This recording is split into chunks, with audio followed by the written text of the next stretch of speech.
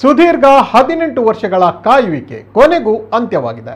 Royal Challengers Bengaluru ತಂಡವು ಮಂಗಳವಾರ ರಾತ್ರಿ ಮೊಟೇರಾದ ನರೇಂದ್ರ ಮೋದಿ ಕ್ರೀಡಾಂಗಣದಲ್ಲಿ ಐಪಿಎಲ್ ಕಿರೀಟ ಧರಿಸುತ್ತಿದ್ದಂತೆ ದೇಶದೆಲ್ಲೆಡೆ ಅಭಿಮಾನಿಗಳ ಸಂಭ್ರಮ ಉಕ್ಕಿ ಹರಿಯಿತು.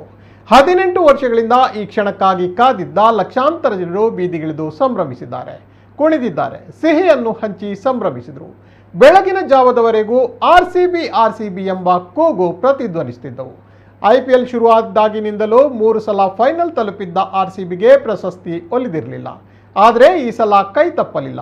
ಫೈನಲ್ ಪಂದ್ಯದಲ್ಲಿ ಶ್ರೇಯಸ್ ಅಯ್ಯರ್ ನಾಯಕತ್ವದ ಪಂಜಾಬ್ ಕಿಂಗ್ಸ್ ತಂಡವನ್ನ 6 ರನ್ಗಳಿಂದ ಸೋಲಿಸಿದ ಆರ್ಸಿಬಿ ಚಾಂಪಿಯನ್ ಪಟ್ಟವನ್ನ ಏರಿಸಿಕೊಂಡಿದೆ. ಈ ಹಿಂದೆ ಆರ್ಸಿಬಿಯಲ್ಲಿ ಆಡಿದ್ದ ದಿಗ್ಗಜರಾದ ದಕ್ಷಿಣ ಆಫ್ರಿಕಾದ ಎಬಿ ಡಿವಿಲಿಯರ್ಸ್ ಮತ್ತು ವೆಸ್ಟ್ ಇಂಡೀಸ್ನ ಕ್ರಿಸ್ ಗೇಲ್ ಅವರು ಕ್ರೀಡಾಂಗಣದಲ್ಲಿ ಹಾಜರಿದ್ದರು. ತಮ್ಮ ಪ್ರಿಯ ಗೆಳೆಯ ವಿರಾಟ್ ಕೊಹ್ಲಿ ಅವರನ್ನ ಅಪ್ಪಿ ಬಿಗಿದು ಅಭಿನಂದಿಸಿದರು. ಭಾವುಕರಾದ ಕೊಹ್ಲಿಯ ಕಂಗಳು ತೇವಗೊಂಡವು. ಏನೋ ಆರ್ಸಿಬಿ ಗೆಲುವನ್ನ ಇಡೀ ದೇಶವೇ ಸಂಭ್ರಮಿಸಿದ್ದು, ಮಂಗಳೂರಿನಲ್ಲೂ ಕ್ರೀಡಾಭಿಮಾನಿಗಳ ವಿಜಯೋತ್ಸವ ಮುಗಿಲು ಮುಟ್ಟಿತು. ಮಂಗಳೂರಿನ PVS circle, clock tower, Kankanady, Pumpwell, Surathkal ಸಹಿತ ಹಲವು ಕಡೆಗಳಲ್ಲಿ ಯುವ ಜನತೆ ಹುಚ್ಚೆದ್ದು ಕುಣಿದಿದ್ದಾರೆ. ಪಟಾಕಿ ಸಿಡಿಸಿ ಸಿಹಿ ಹಂಚಿ ಸಂಭ್ರಮಿಸಿದರು.